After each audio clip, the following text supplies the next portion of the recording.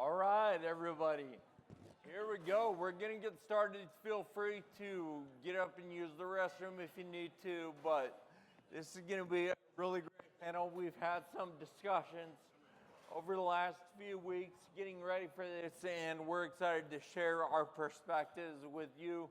Just a note, once again, Jen mentioned earlier, we are going to be talking about exercise and how each of us does exercise and how that fits into our life. But then a little bit later, Shana McCormick, Dr. McCormick, is going to be talking about a study that actually shows how exercise might benefit somebody with FA. And so we've got real data from the lab and from the clinic about exercise. So that's going to be a really good one that nobody's going to want to miss. Jamie is delivering the clicker right now, and I'm curious to see what this is going to reveal. And first of all, we have incredible people here that want to share their story, and so I'm going to start out with just a little introduction, a self-introduction of each person. And Jakob, if you don't mind, I'm going to start with you. Hi. My name is Jakob. I'm from Austria, Vienna. I live in Vienna. I've been diagnosed with FA in 2011, and I've been a FARA ambassador since 7 years now. And I'm very glad and honored to be on the stage and to bring some European perspective in it. So my job as an ambassador is more or less to build bridges between Europe and the US and within Europe. And before I come to exercises, I want to tell you a story. So like 2 months ago, there was a wedding of my brother, and a friend of my brother came to my apartment because he needed a place to stay. So we started talking, and he was very interested in FA, so I showed him the Ataxia movie. So he said, wow, that's an amazing community. I want to meet the people. So he is here with us today. It's Kevin, my friend. Yeah, Kevin. Right, Kevin, thanks for joining us. And he told me he's very amazed by us, and I can just give it back. Like, my family is not here, my parents, my siblings, but you are kind of my second family, and I'm very grateful for that. All right, exercises. So, exercise, physical therapy. I had my first physical therapy in 2010, and my therapist back then told me, your walking is ataxic. So she kind of diagnosed me. She told me go to a neurologist. So I have 15 years experience of physical therapy, and I think it's very important. It helps me a lot to keep on going and to do the things I do. And about exercises, I'm in the para rowing team of Austria since 4 years, so I will tell you more about rowing. And I'm very excited to be here, and let's go on. All right. Thank you, Jakob. All right, Damon, you're up. So my name is Damon Vincent. I'm a certified strength and conditioning specialist, certified personal trainer, and just recently added one more certified adaptive inclusive trainer. I do want to echo what Jakob said. So I'm the owner of Train Unique. We're an adaptive fitness program, an adaptive fitness gym. We work with over 150 athletes with different diagnoses and disabilities, rare diseases, all the way from ataxia, spinal cord injuries, traumatic brain injuries, cerebral palsy, multiple sclerosis. And this is probably the most amazing rare disease community I've ever seen or ever been a part of. So thank you guys for doing everything y'all do. So yeah, we do all sorts of different resistance training, cardiovascular training. My job is basically to pick up after or where a physical therapist leaves off. A lot of times our adults with ataxia and different rare diseases get discharged from physical therapy, but your physical fitness journey should not end. It should continue on through life. My job is to help people with different rare diseases and specifically FA be strong, be fit, and be able to live their daily lives more independently, more confidently, and just feel the best that they can. So we have Train Unique, and then we also recently have the Adaptive Fitness Coalition, so we actually authored one of the only certifications that features Friedreich Ataxia in its fitness professional teachings. It's called the Certified Adaptive Inclusive Trainer Cert. So we're pretty excited to be helping coaches and other gyms learn how to work with athletes with FA. Awesome. I'm also the proud coach of Matt and Morgan and a few other guys in here. All right. So on that note, Matt, you want to introduce yourself? Sure. My name is Matt. I was diagnosed with FA when I was 11, and I got talk today about cycling and about personal training. So we'll get into that in a few. Wait. All right. Thanks, Matt. Jessie. My name is Jessie, and I'm 16, and I'm from Virginia, and I was diagnosed with FA at 9, and I'm going to be talking about hippotherapy / adaptive riding. Awesome. All right. Good deal. Thank you. And so I want to ask this question to each person, and maybe Jessie will stay with you there. Can you explain a little bit more about hippotherapy and maybe how you do it and what you love about it? Yeah. So I've been riding horses ever since I was like really little, like even before I was diagnosed. And when I got into like middle school, but when I was in elementary school, I started riding at like a therapeutic riding place, and they like have a bunch of adaptions that you can use to like help you ride. So like a few of them are like to get on the horse, you can use like a lift to get on, or you can go to like a high platform to like get on the horse so like you're level with it. And then I sometimes use Velcro straps across my thighs in the saddle to help keep me in the saddle. And I actually found that idea from a famous disabled barrel racer who rides, and her name is Amberly Snyder, and she's paralyzed from the waist down, and she still rides with Velcro and a seatbelt. So I found the idea of using Velcro from her. And you can also use sidewalkers to walk next to the horse while you ride, and they can also hold your leg just like to help with stability and to make sure like you don't fall off.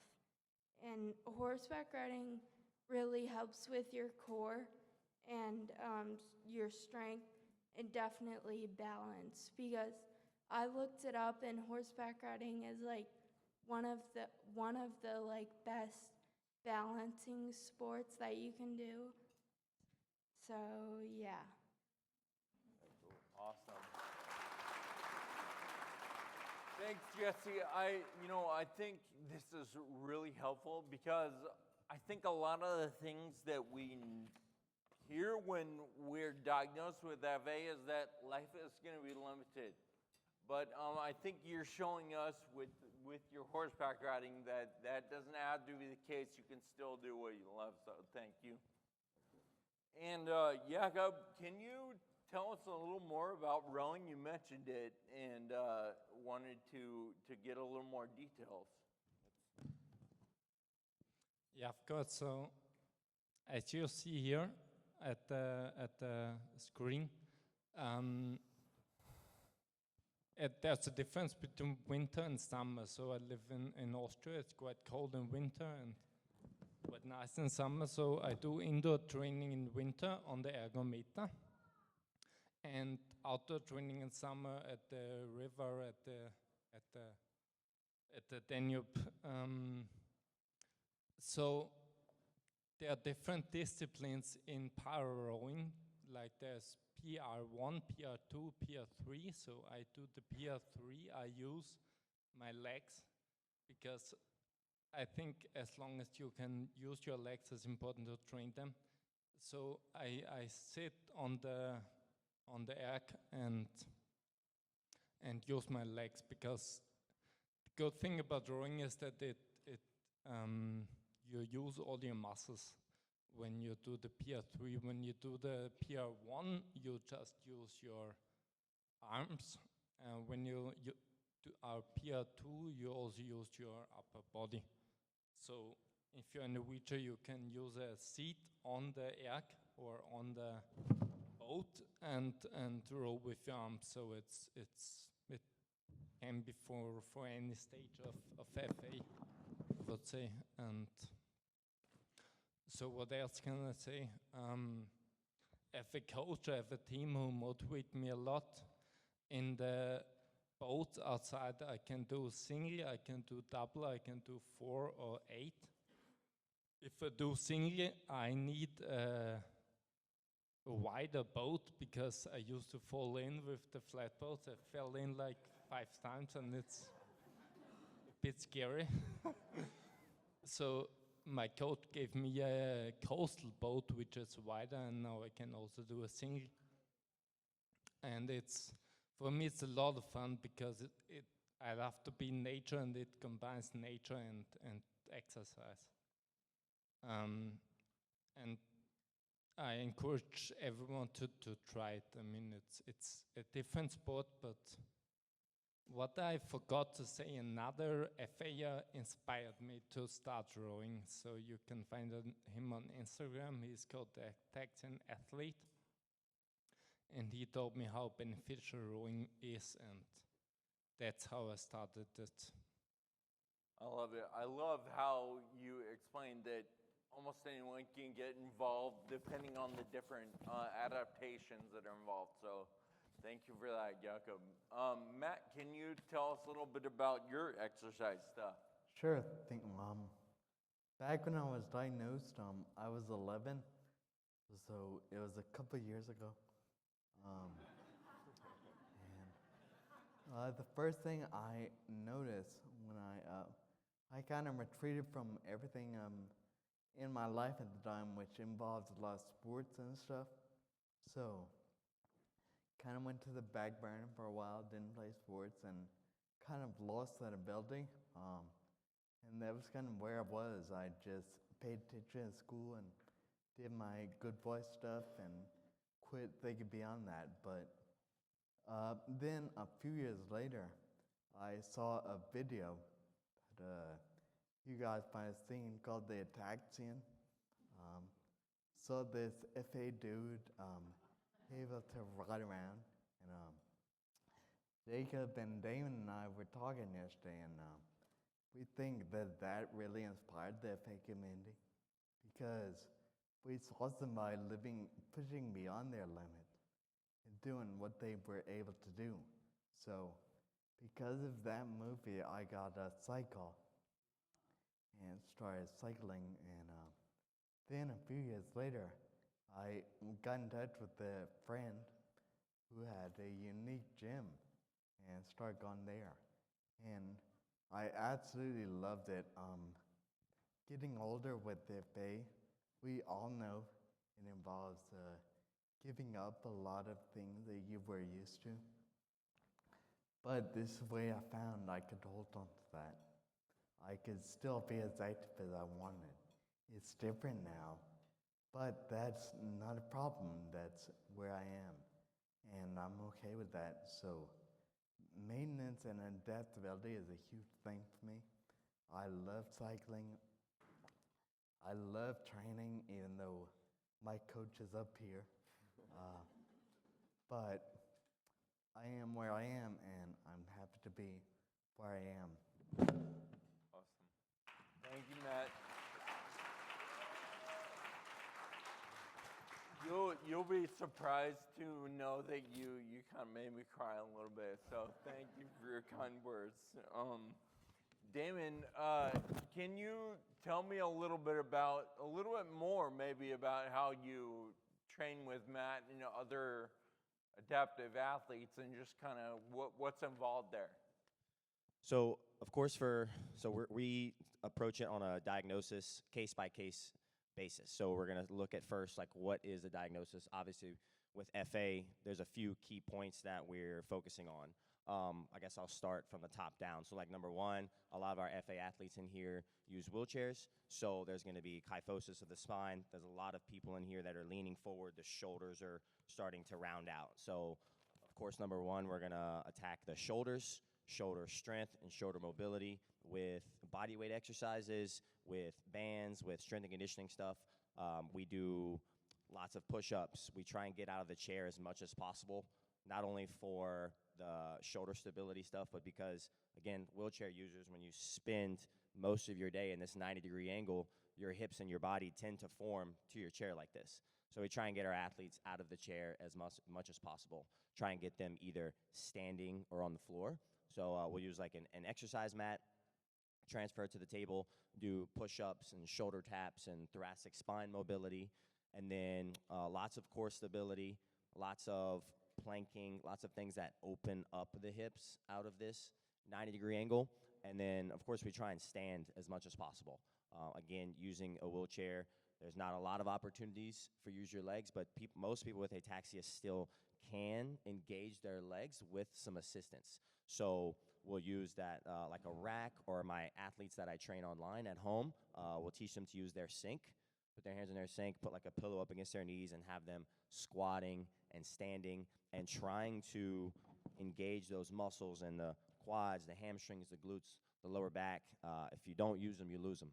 So just trying to maintain as much muscle mass as we can, and try and increase capacity as much as we can. I heard a lot about Dr. Lynch and the other doctors talking about fatigue, which is a very, very real thing for FA and all of our neuro athletes. And we kind of look at that principle as if, like, let's say you have, because people with FA do have a limited amount of energy. Let's say you have $100 worth of energy. My job would be to make the transfer cost less than it did before. So instead of a transfer costing $50, and now your transfer took everything you have and you can't go enjoy the rest of your day, well, now it costs $20, and you have more money to spend on other things that you want to do. So increasing efficiency with movement and strength and cardiovascular fitness can help our athletes be more independent, because it takes them less effort to do activities of daily living stuff. Love it. Beautiful. All right, so we heard a little bit about how to do these exercises, and that we all can keep moving. Jessie, I wanted to ask you, with your horseback riding, what are some of your goals? Do you have goals with that you're looking forward to in the future? One of my goals is that I want to go to college and do college rodeo, which is like Western events like barrel racing. And I'm trying to get up to that point in my riding. Right now I use the Velcro straps, but I'm trying to like gradually like ride without them. And I used to ride like a couple of years ago, like 4 years ago, I rode, and I didn't need like many adaptions or like any. And then I took like a long break, and I just recently came back to riding like a month ago, and now I have to use like a lot of adaptations, and now I'm trying to keep going like without them.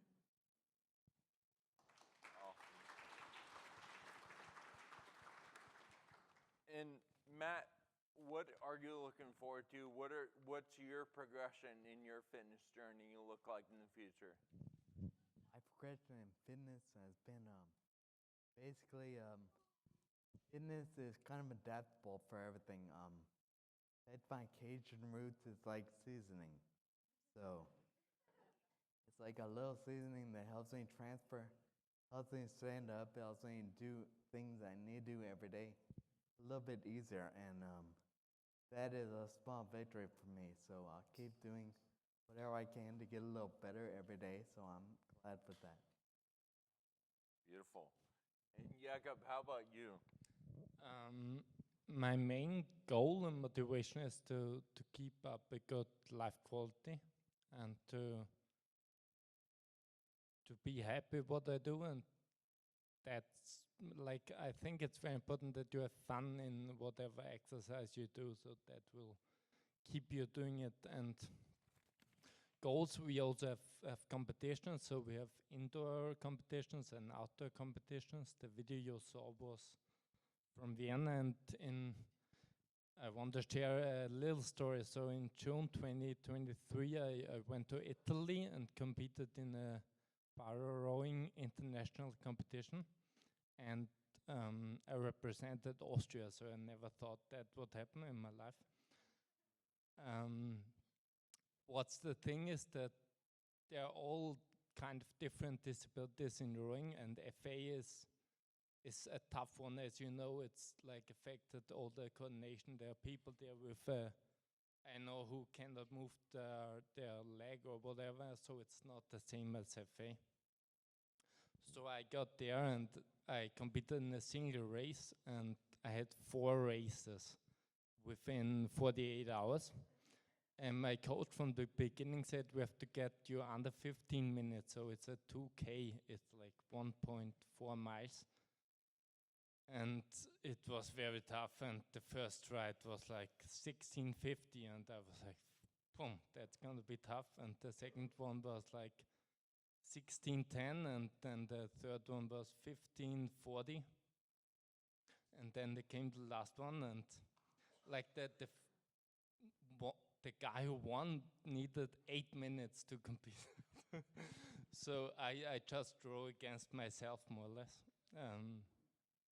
And so I pushed a lot, and then I got to the finish line, and by the time we got there, the medal ceremony was over. And I went back to the land and saw my coach, and he helped me out of the boat. And I told, and what's the time? And he was like, 14:58. So then he jumped on me, and we were like celebrating, and all the other people thought, what's going on with them? But I just want to say, it's not about comparing yourself to others. It's good if you get better. So that's my main goal, to keep improving, or to keep up my physical shape. Yeah, love it. Love that story. Damon, what should we be thinking about in our fitness journey? Like, what should our goals be? What should our mindset be for improving ourselves? So the number one goal would be to look forward to the workouts eventually. That's our number one goal when we're getting an athlete at Train Unique, is we're going to meet people where they are, and everybody's journey here is different, but I want it to eventually be when somebody's thinking like, okay, I've got my training session today, it's a positive association with that, and they're like, oh man, I can't wait to work out. That's the ultimate goal, is to help people develop a good, strong, positive relationship with fitness and with health. And then also to associate fitness with mental health as well. We've been speaking a lot about this as a panel, but the mental health benefits cannot be understated as far as what training and what working on yourself, how it allows you to stay in the fight.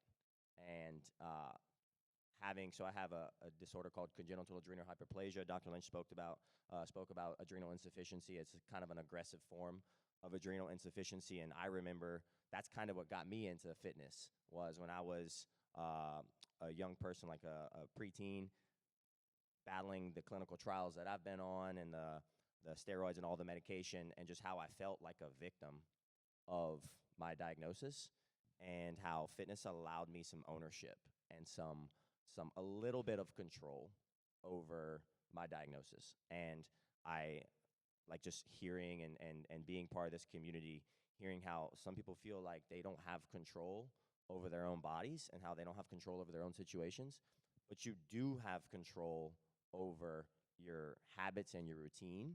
You do have control over how you train, what you eat, how you sleep. And one of my favorite things about working with this population is a lot of these people treat their bodies like athletes would. They treat themselves like athletes. They have a routine that they do. Boom, boom, boom. I can say being here with Matt, he's got a list of things we got to do in the morning. That's about 20 deep, right? And so that's the same way whenever I was professionally fighting, same thing. You got to do all these things that you got to do to perform at a high level. And I want to give people that ownership, and that, like, I do have a say in how my body functions and how it performs. Yeah, awesome. I love that. Also want to make some more friends besides Matt, too. Oh. Who needs more friends than Matt, right? No, I love what you talk about, because we can look forward to, like, our mentality changing a little bit and seeing ourselves a little bit differently as we progress in our exercise journeys. Jessie, I'm going to go back to you again. What are the things that you notice in your daily life that are improved because of what you might do on the horse?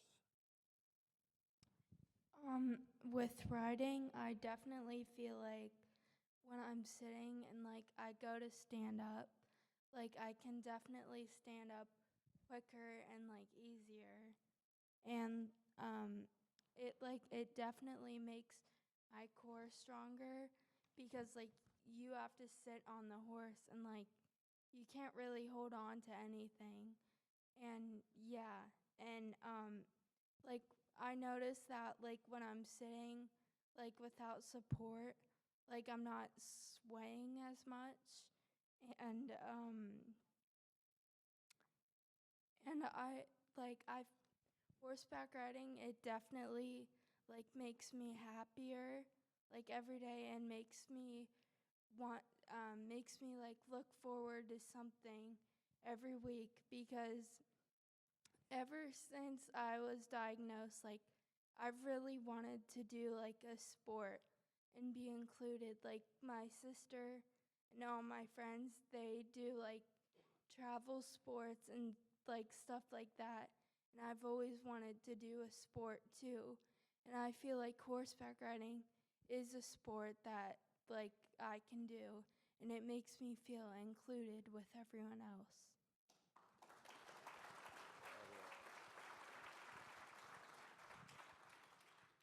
Jakob, I have rode a little bit, and I noticed some things that rowing helps with in my life. But what about you? What's your perspective on some specific things maybe that have been improved?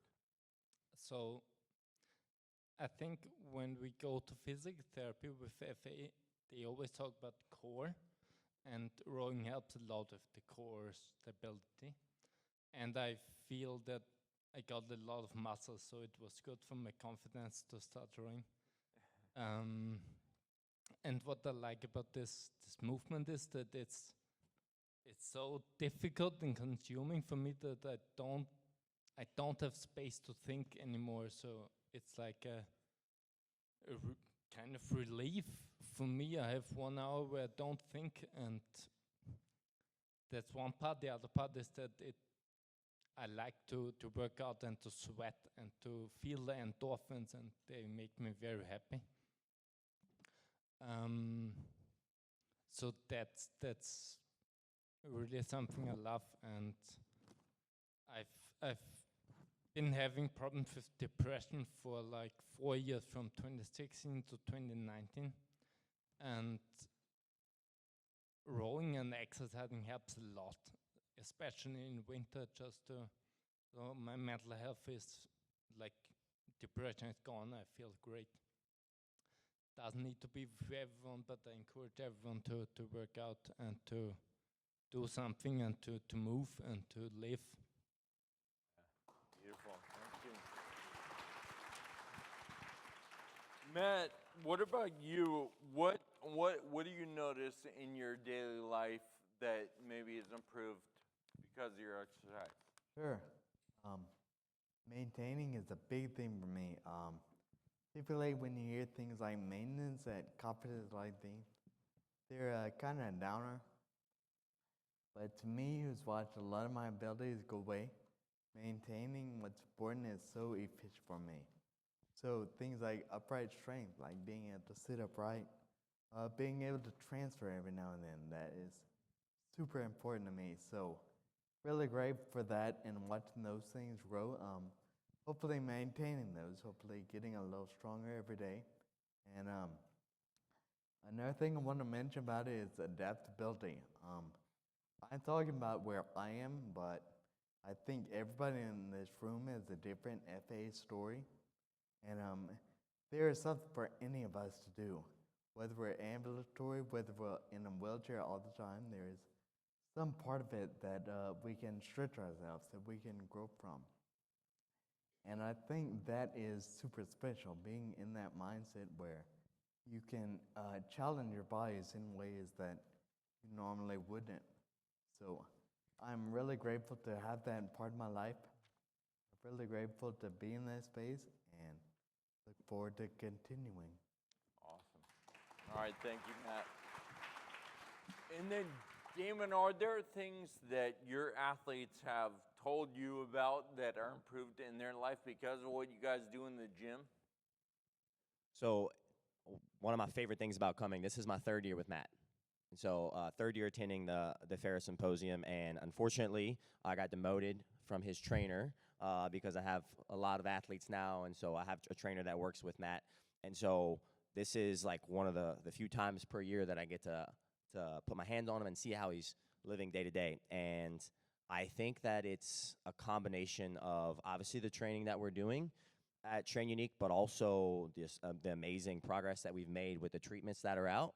Like this is the easiest time we've ever had doing all of his ADLs. Like the dude is just like standing up super tall and strong, and everything's been so much easier as far as this. And it's been a year since I did it, so I don't think it's practice because we had an incident, a near-death experience earlier in the week.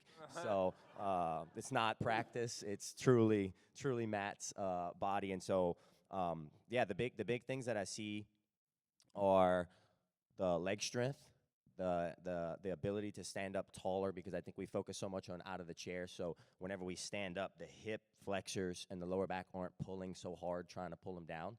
All of the athletes that we have. And so for our wheelchair users, it's that. For our ambulatory athletes, it's being able to consciously engage, like when they're standing for stability, being able to have a mind-to-muscle connection to the ankles, to the calves, to the quads, to the hips, to the core. And so when they're standing, they're just less kind of wobbly, right? They're able to think about, okay, I need to engage this muscle right now to help myself stabilize. Yeah. So my ambulatory athletes is that. Wheelchair athletes, I would definitely say standing and transferring and stuff.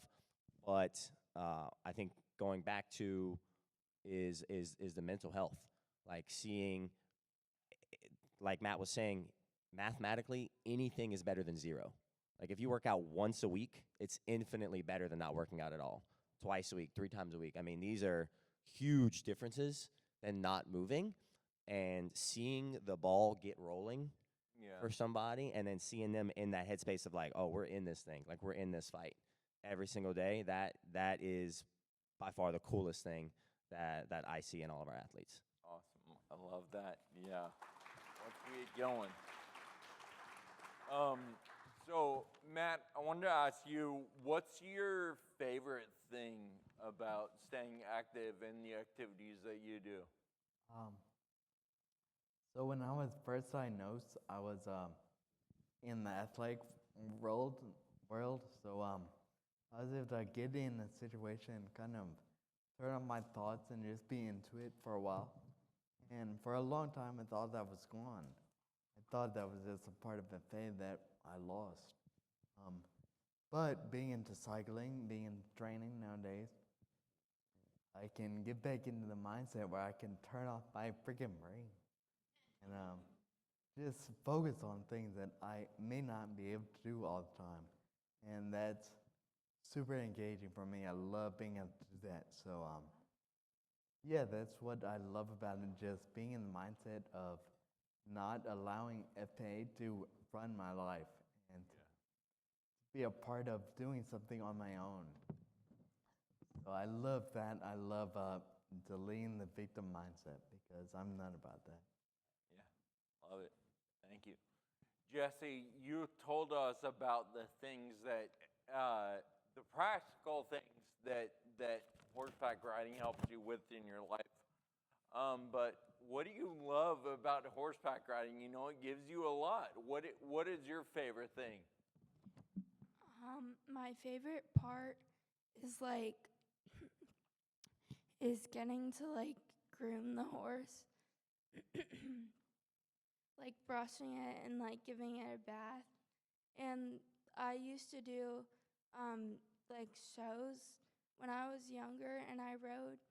I did horse shows and I was actually pretty good at it.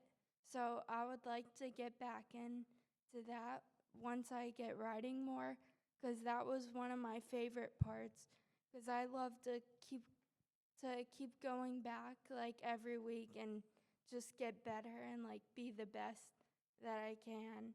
And I like to get stronger because I can feel myself with every lesson. I feel like I get stronger.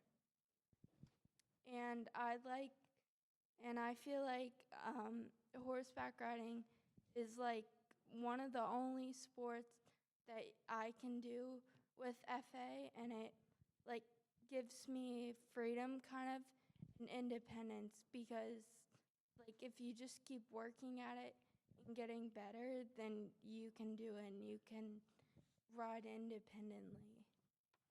Oh, love that. Awesome. Thank you, Jesse. Jakob, you've talked a lot about rowing. You clearly love it. What's your favorite thing? So I think, well, there are a lot of favorite things, but what I want to tell, and I think Damon mentioned it, is control. So we don't really have control about the treatments that are coming. I mean, we can support the farmer and we can support the trials and participate, but we cannot control if and when it gets approved. We just saw it with Vaticanon. So we don't have control, but what we have control of is our exercise. So I love that I feel in control of deciding to do, and that's really a favorite part for me to have that control. Beautiful, beautiful. Damon, what's your favorite part about training somebody with a disability or with FA specifically? My favorite part is seeing the progression, seeing the little victories happening. Excuse me. We talk about like FA is a progressive disease, right? Matt and I got a hotel workout in last night after supper. I told him he couldn't come up here and talk unless he got a workout in. So, so we got a workout in the hotel last night. It was awesome. And 2 years ago, when I used to train Matt, I would get a bicep pump trying to help him do push-ups, trying to help him up. Last night, I was basically just a bystander. I just kind of had a leg on each side, and he was just flying up. He would go up into a push-up and then go back into a child's pose. Everything was just so controlled. And so just getting to see on that long of a time horizon, the differences, getting to see the differences in Morgan over the past 3 years that she's been working with us. And yes, when you consider someone with FA, their life, yes, their bodies may change, but in a 8-week cycle, that we're going to train, we're going to see some little improvements through those cycles. And being able to take a video from day 1 of the 8-week cycle and then take a video from day 8 and then show our athletes, like, look how much differently you're moving. Look how much stronger you are. It is a feeling like no other. By far my favorite part. Love it. All right, you guys. We're gonna we have a few minutes, so we're gonna open the floor for questions. Before we do that, I have one more question for our panelists, but right now I want you to be thinking about that question you want to ask any of these people up here. So Damon, I'm gonna keep it with you for this last question before Q&A. And I've got it right. Oh yeah, what is your advice that you would give to somebody who's thinking about starting an exercise journey, or maybe going to that next level? What is your advice? My advice would be that you thinking about it is by far the scariest part. You just have to start. Like, the first day is going to be the hardest day. And then a lot of times the fear or the what if or the anticipation or the anxiety of how it's going to go is worse than the actual workout. So you just got to start. Start that first day and know that your body in 30, 40, 50, 60 years is going to thank you for it. And know that every day, even though the workouts may be a little bit harder, mentally it's going to get a little bit easier. But you've just got to get past that hump. And again, remember that anything is better than zero. Even if you are like, man, I really don't know if I can do a workout. Well, maybe you can do 15 minutes of a workout. A 15-minute workout is infinitely better than zero. And then the next week you can do 20 minutes, and you can start there. But you just have to start small and start somewhere. Yep, love it. Jakob, what is your advice to somebody who was thinking about starting either rowing or maybe even any other activity? So I would say find something that you like to do. That's the most important, so that you have fun, that you do it repeatedly, because then it starts to help you. And I would say find a team or find a coach, so that actually there's someone waiting for you if you get there, so you feel bad if you don't show up. And I would say don't give the power away, so stay in control and then do something. That's my advice. Love it. Yeah, I love that accountability thing. It makes the biggest difference, whether it's a friend or a coach, like you said. Yeah, I love that. Thanks. Jessie, what advice would you give to somebody who wants to start their journey? I would tell them that they should definitely do horseback riding, because it's fun, and it's like it's a sport that you can do with a disability. I've seen many disabled riders that ride, and I haven't looked forward to like doing something like in a really long time, but since I've started horseback riding, I've looked forward to doing it, and I've looked forward to my future, like how it's gonna be with riding and how I'm just gonna keep getting better. And it really does help with your mental state. Like it definitely makes you happier. And if you want to start riding, like definitely start working out your legs before you start riding. There are many ways that you can be adapted to, and you don't have to have the same like modifications every lesson. And there's also different horse breeds, and they have different walking gaits. Like there's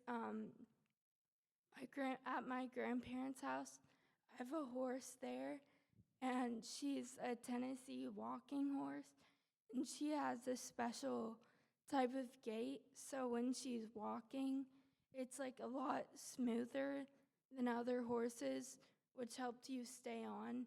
And when you like are gonna trot or go faster, like it definitely is more smoother. And yeah. All right, cool. Wonderful. All right, Matt, I'm going to let you have the final word on this question. What advice would you give? Okay, for a while, the time I'm diagnosed with FA was a constant degrading possibility for me.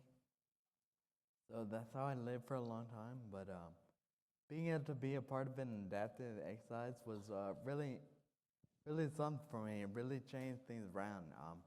Really put me into a mindset of this is something I can do and something that I should be doing. So I'm really grateful for that. And whatever that looks like in your life, whether you're in a similar position as me or whatever your situation looks like, there's something that you can do. With a FA, there's a word that starts with B that I don't like, but we'll use the word beginning. And this could be the beginning of something for you. The beginning of your workout, which is something that by and large people don't look forward to. But by the end of it, you'll see results, and that'll be worth it for you. So I think that being in the mindset of being not a victim of FA, not watching it take more and more from you, is pretty enlightening for me. And I will preach that all day with Damon. So I think you need to stand up and do what you can. And if you find an exercise routine that works for you, whether it's rowing, whether it's horseback riding, whatever it looks like, go for it. And that's what I like it.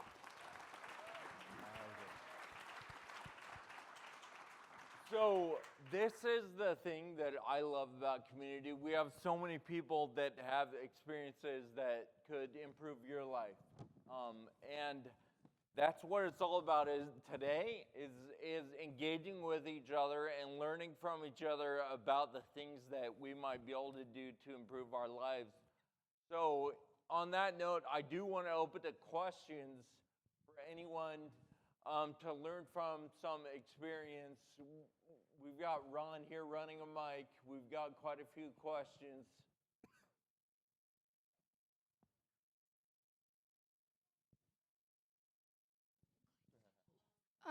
What is your horse's name? My horse's name is Belle. Oh, that's beautiful. Oh, all right, here we go. I actually don't have a question, but I want to really thank the panel because I think what you've done here today is give us much more relatable chunks, bite-sized pieces, if you will, for us to take to our loved ones who continue in this battle. And so thank you for taking the time and sharing your experience. And Jessie, your boots are fire.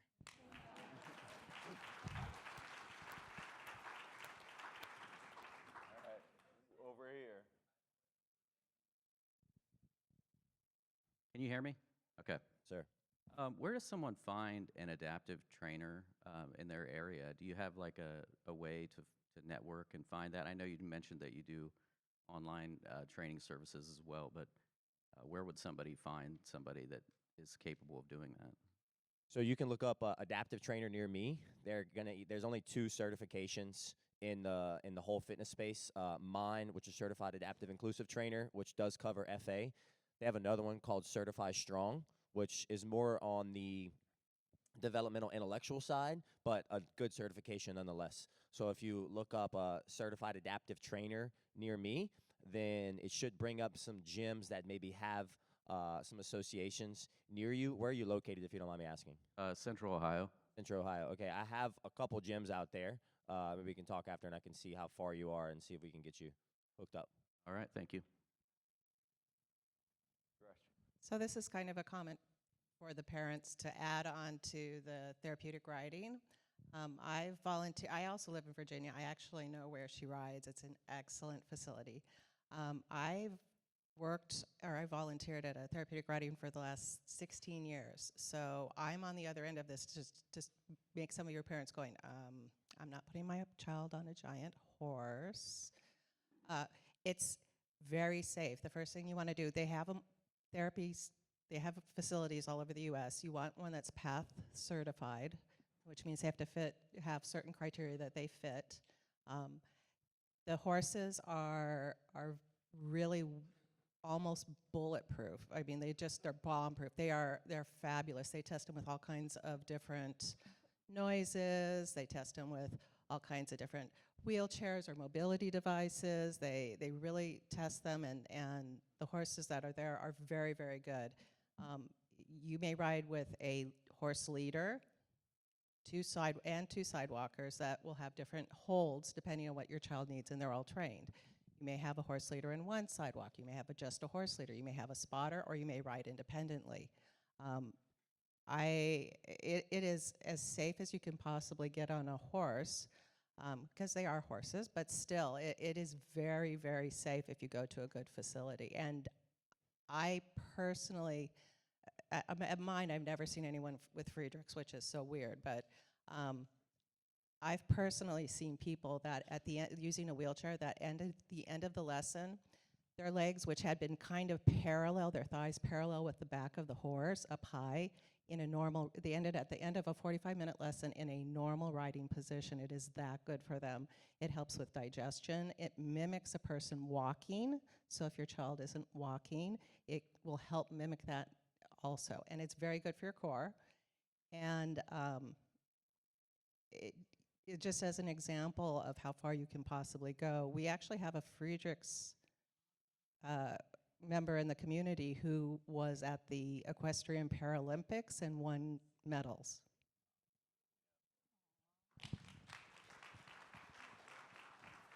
My question is for Matt. Matt, as we all know, you guys battle with fatigue, with FA. So my question is, how many days do you work out, and then for how many hours do you averagely work out for? So I work out at the gym on Mondays and Fridays for an hour. Every other day I'll ride my cycle. I ride my foot cycle in the weekdays and my arm cycle on the weekends.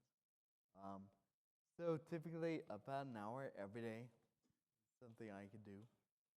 But I'm really grateful that I have time to do that.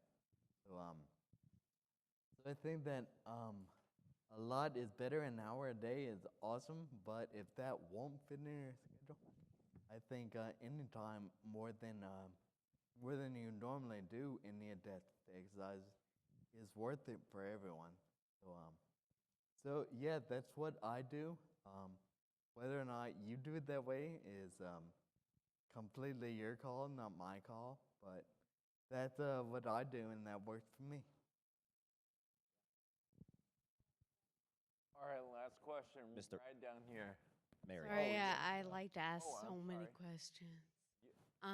My question is for anyone who wants to answer. As for, I'm going to say recovery after your exercise. So say you're sore, you're tired, you hurt. How do you handle that with whatever exercise or sport you do? So I love stretching. It helps me a lot to recover. And normally I work out every second day, so I take one day to recover. And I think, like, if you have cramps or whatever, magnesium is a good advice. Getting your blood checked, so if you have any deficiency, and just sleep well, drink a lot. He always says stay hydrated. I can approve that. So anything else? Thank you. So everything that Jakob said, plus a good post-workout meal. So obviously we're tearing down some muscles during a workout or during a horseback riding, whatever it is. You're going to put some strain on your muscles, and you need to replenish with protein and carbohydrates as quickly as you can, mainly protein. You can do a whey protein, which is a very quick digesting protein that's going to metabolize very quickly into your muscles, or you can just eat a good, solid meal. So post-workout protein is extremely important. Hydration, like he said, and then also too, electrolytes would be something to consider, especially with just all the different medications and whatnot. Sometimes regulating sodium can be tough. So protein, electrolytes, sleep, and then the last thing I would say would be a good hot bath. Maybe later at night. That's my favorite, with some candles on and hang out. So that's what I'd recommend. Nice. And the more you work out, the less time you need to recover. I think we have, did, Mary had one question right there. all right. Oh.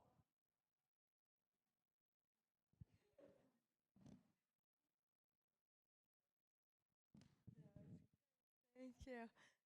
My question is for Matt. And my young friend Joshua, who can't really see, but my neck doesn't work behind me, but we are reading and loving your new book, talking about when you were younger and an athlete in your diagnosis journey, but I only regretfully brought one copy. Didn't know if you could plug that for any young FA or like me looking back through my diagnosis journey, whether you're an athlete or not, what that was like. So could you share the title of your book, maybe where we could find it? Sure. Mary, you're awesome. My book is called Professor Hong. Professor Hong explores Friedreich's ataxia. It's based on me as a little boy when I was diagnosed, and it incorporates a lot of lessons learned since then, like resilience and adaptability, like we've been talking about. So just being able to focus on hope in spite of the diagnosis. That I think is the most important thing I've learned in my 7 or 8 years or whatever, how old I am. So yeah, really into that. It's on Amazon, so if y'all can get it, that'll be awesome.